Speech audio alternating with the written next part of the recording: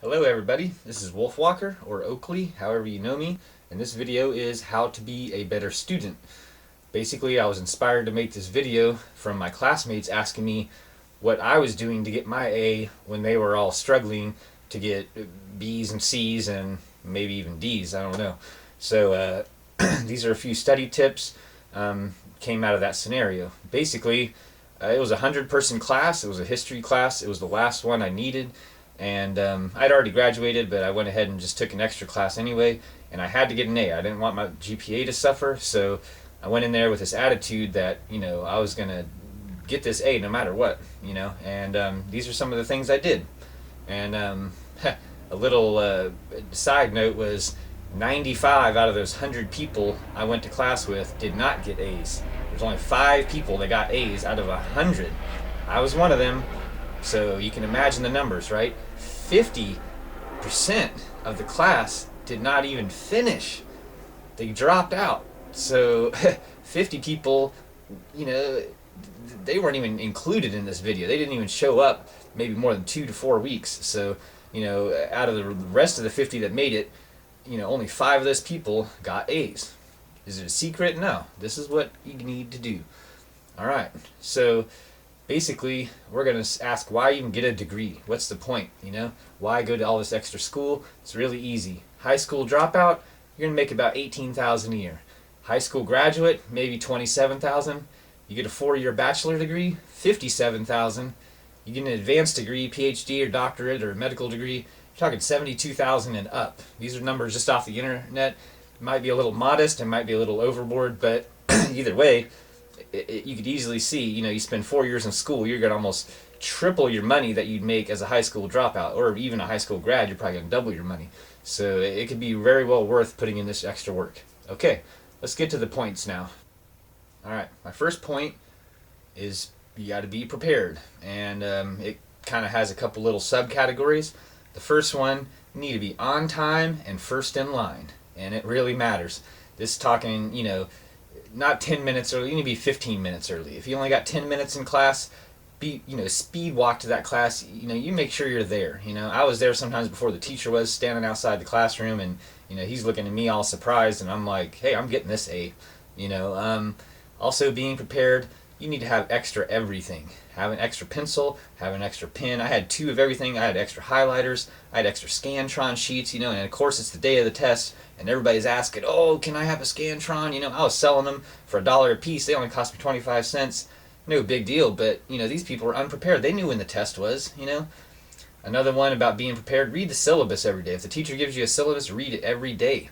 It tells what you need. It has the grade scales. It has, the absences, all this stuff that you need to follow, these rules. And, you need to remember this is what the teacher is asking for. You need to know that. And, I read it every day. I don't care if I already knew what it said. I read it every day. I was being prepared. Be early. You got to stay late as well. If there's people hanging around in the class and they're still talking about, some math problems or something that were difficult, get in on the conversation. Maybe they won't like you looking over their shoulder or, hanging out, but hey, you got to do what you got to do. I joined some, study groups for some of my harder, chemistry and math classes. It made all the difference in the world, and get your tutoring, and be prepared. One of the final things was get your books early, especially in college. You can go on the website and see what your books are for the class, even, months before the class starts, and get them in and read them. I read that history book before my class started, 2 weeks before the class started. I had already finished the book. It was 400 pages. And when I went in there and the teacher says read chapter 1, I was like, I kind of already read all this, and it was kind of easy to read, so be prepared. The second major point, participate. And not only, raising your hand in class or whatever, the easy stuff, you have to sit in the front row. You have to sit in the front row on the first seat right in front of the teacher's desk. That's where I sat. And guess what? That seat is never taken unless I'm sitting in there. I've never seen it taken. I always sit there, and the teacher, it's like, you're right there. You're not going to miss something they said. You have to get in that first row. If you can't get in that first seat and say, get in the second one. Sit next to me. Sit behind me, but don't sit in the back. You're not going to get the full, you're not going to get the full lesson. So basically, front row, first seat. You have to speak up.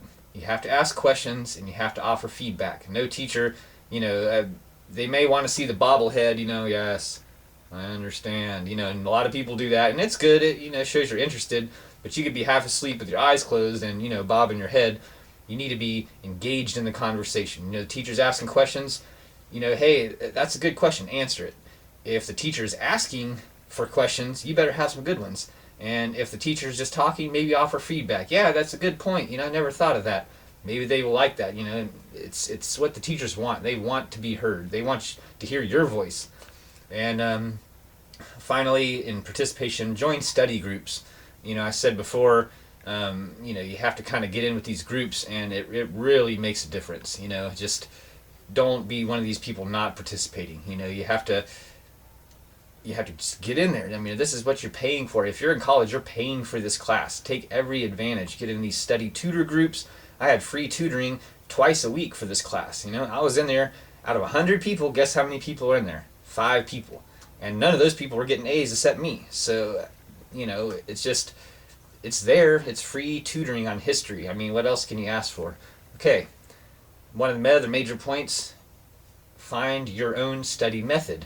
You may not know or have heard of these. Basically, there's a couple different ones. You have a reading, visual, tactile, and auditory. And I'll explain a little bit about what those are. Basically, some people learn differently. Some people learn the best by reading. They want to read the material and they absorb it really well. Some people want to see it. They want to see the teacher act it out. They want to see a movie or on TV or a play, or they want to see diagrams and pictures. They have to see it and they will remember it. Tactile learners are in their hands. If you're in a chemistry class, you want to be using the styrofoam balls with the straws and building these molecules with your hands, and you might be able to remember it better than writing it on paper, CO2 times blah blah blah blah blah. If you're building these models, it might make more sense because you're a tactile, you're using your hands or whatever. If you're an auditory learner, you might just want to hear it. You might just put your headphones on, go to a quiet place, and just listen to the teacher talk, record the lecture, listen to it again. So find whatever way you study best, and sometimes it's a mix. Me, I'm kind of a visual and auditory. I like to watch stuff on TV, watch extra movies about the subjects, and I like to listen to the lectures. Those are the best things that help me. There's all kind of tests on the internet that'll tell you how to do this. My school even had a little study thing that would let you go in, and they would tell you what kind of a learner you were based on some little minor tests that they gave you. So go on the internet. I'm sure you can find a test about it. Find your study method. Okay, one of the last ones is put in the work.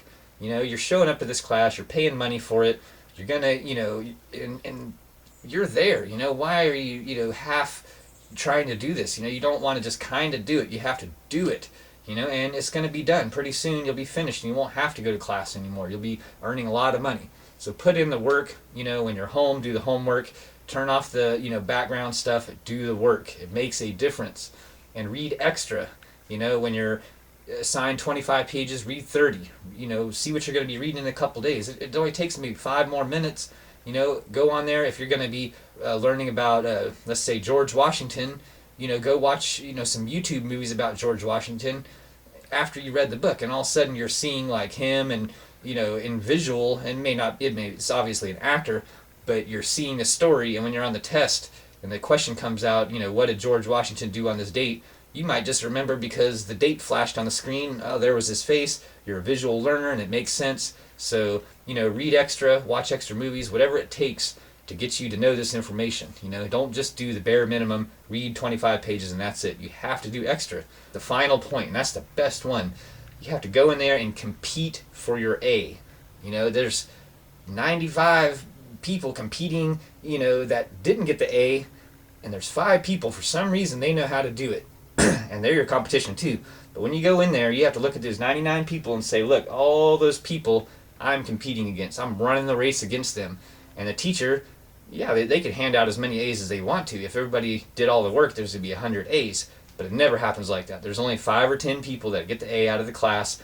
And for some reason, it's always like the same people. You have to compete for it. You have to go in there, and these people are your competitors. They're not your classmates, they're your competitors. Doesn't mean you have to cheat against them. Doesn't mean you have to do, negative or bad things to them. You can even help them. I was helping these people. They're asking me, like, how did you get A's on the last 4 tests? I was failing them. I'm reading the same book you are. And I was like, well, these are the things I did. I'm helping these people, and I'm still competing against them. You see what I'm saying? So, and it will help you because you're reinforcing the stuff that you learned trying to teach them. So compete for your A. And that's it, folks. I mean, it's not a hard thing to do. You have to put in the work. You have to compete for your A, make advantages out of your disadvantages.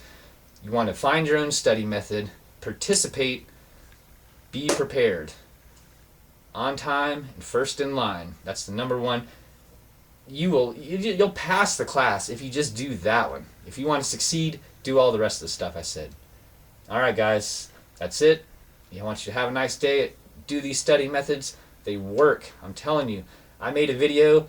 I'll show you a little clip almost a year ago saying what I was going to do when I took this class. I've finished the class now. You've heard my story. Check this out. If you want to be the best guy, I want to be a dentist. I have to get a 4.0 grade average. I'm in the class. There's 40 people in there. I'm the smartest person, It's not because I am the smartest person. I make myself the smartest person. I will go in there, sit in the front row, ask as many questions as possible, and I have to beat 39 other people, That is the goal that I have when I walk in that room, and it's motivating. Now, you see what I'm talking about. I said it before. I did what I said. I got the A. It works. So do it. And until next time, this is Oakley or Wolfwalker, and we'll see you later.